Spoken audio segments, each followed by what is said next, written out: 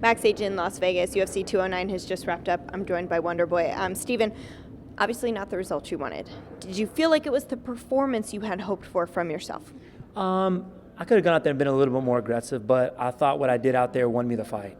I tried to pick him apart, just hit and move, because you can't stand there in front of Tyron Woodley without, worrying about his right hand or his takedown. He's got a very strong clinch, so I was very cautious out there waiting for that. So I just tried to pick him apart, kept him away with my side kick, and just stayed on my bike and moved.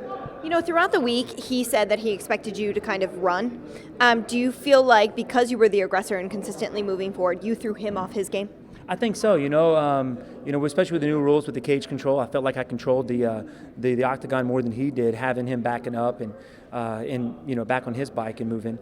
But you know what? I think it did. I think it messed with him a little bit, threw him off some, and that's why I thought I ended up winning. I thought I won the fight. When those scores were being announced, obviously, and you hear Bruce Buffer start to say that it's going to be a split decision, was there fear for you? And do you feel like there was fear from him? I think so. I think I could kind of see it, sense it in him that he wasn't sure where the fight was going to go.